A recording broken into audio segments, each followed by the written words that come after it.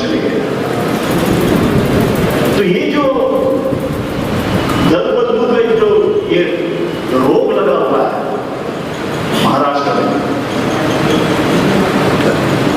उसको रोकने के लिए भी कुछ करना पड़ेगा। इसलिए के साथ मेरा तो अभी मत बन रहा है कि अभी नाम से इलेक्शन लड़ाना ही नहीं, इलेक्शन पार्टी के लेवल पे जाना।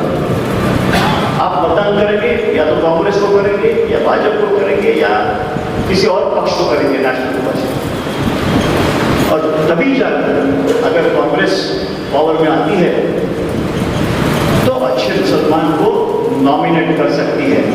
ये जब तक नहीं होता, या अच्छे दलित को नॉमिनेट कर सकती है या किसी अच्छे आदमी को ओबीसी को नॉमिनेट कर सकती है, ये तभी मुमकिन हो सकता है जब हम पक्ष को वोट करेंगे। लेकिन वो दिन कब आएंगे पता नहीं, और शायद वो अच्छे दिन होंगे, क्योंकि आज की सियासत में हमें कितनी भी हमारी इच्छा हो कि फलाना आदमी आमदार बन जाए, लेकिन जब तक वो बाकी सब चीजों में माहिर नहीं होता तब तक वो आमदार बन नहीं सकता। ये हमारे यानी पॉलिटिक्स की एक खामी है कि अच्छा आदमी, पढ़ा लिखा आदमी ही चुनकर आता है, ऐसे कुछ लिखा हुआ नहीं। तो ये पॉलिटिक्स में ये चीज लाना मुझे लगता है तो ही हम माइनॉरिटी को नुमाइंदगी दे सकेंगे।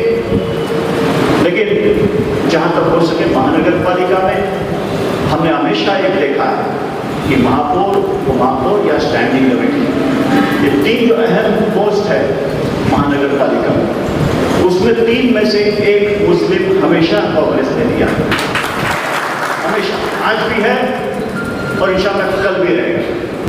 तीन में से एक, क्योंकि वो हमारे हाथ में, हम दे सकते हैं, हमारी इच्छा है।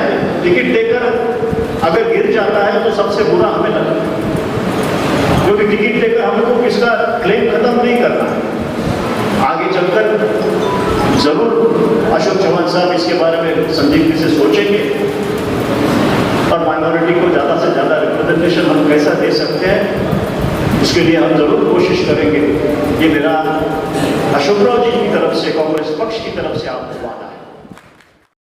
नानेवती न्यूज़ यूट्यूब चैनल को सब्सक्राइब जरूर करें और बेल आइकन को क्लिक करें। बेल आइकन को क्लिक करने से होगा ये कि आपको लेटेस्ट न्यूज़ अपडेट की नोटिफिकेशन मिलती रहेगी।